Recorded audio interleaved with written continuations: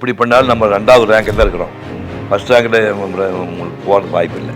பாப்புலாரிட்டின்னா ரஜினிகாந்த், எம்ஜிஆர் இருக்கிறாங்க. இந்த பக்கத்தில் கண்டிப்பாக சிவாஜி கமல் இருக்காங்க. நம்ம அந்த கேட்டகரியே போக முடியல. எப்படி அக்செப்ட் பண்ணிக்கிறீங்க? எனக்கு ஆச்சரியமா இருக்கு. இது இல்லையா, உன்னுடைய உயரம் உனக்கு தான் தெரியணும். 65 வயசில் நான் நடித்தது போதும், இனிமேல் மேக்கப் போடக்கூடாது. இப்போ உங்கள் ஃபங்க்ஷனுக்காக லைட்டாக மேக்கப் போட்டுக்க, இது உங்களுக்காக தான் போடுறேன், இல்லைன்னா மேக்கப் சாவலிக்கு போட மாட்டேன் சத்தியம் பண்ணிக்கிறேன்.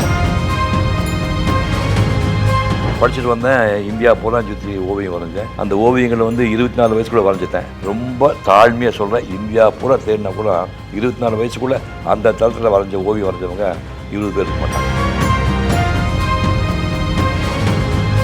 சிவகுமார் ஐயாவோட பேச்சும் அவருடைய ஞாபக சக்தியும், நோய்க்கும் மருந்துக்கும் உனக்கு கேள்வி ஆயப்போங்கால் அறிவுக்கு மேலே 100 பாட்டு சொல்லி முடிச்சோன்னே கீழே கம்பாவுக்கு வந்துட்டு மனுஷனாவேன் பல்லு போட்டு தான் போயிடுமா அந்த பாட்டு, 100 பாட்டை யூனிட்டுக்காக அப்படி அவர் மிரண்டார்.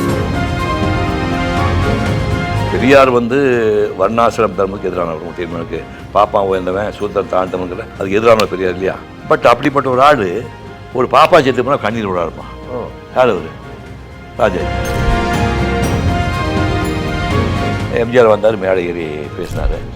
பேசிட்டு போது பெரியவர்கள் அப்படின்னா உடனே பூபதி பக்கத்தில் தான் சோடா, கோலி சோடா இருந்தது. ஒரு முறை குடிச்சிட்டு போனோடனே பூபதி என்ன பண்ணான்னா அந்த எச்சோடா இருக்குல்ல அதை எடுத்துட்டு அப்படியே அந்த 4 அண்டாவுக்கு வச்சு அடித்தான். தெரிச்சு உடனே மற்ற ஐயோ எம்ஜிஆர் வச்சு எச்ச தண்ணி எனக்கு கொஞ்சம் அத்தனை பேர் அந்த அண்டா தண்ணி அலையலாங்க. ராமாயணம் பிரமாதம் உங்களோடதுல, மகாபாரதமும் பிரமாதம். ஆனா அதெல்லாம் விஞ்சி நின்னது திருக்குறள். நம்ம ஏன் தெரியுமா?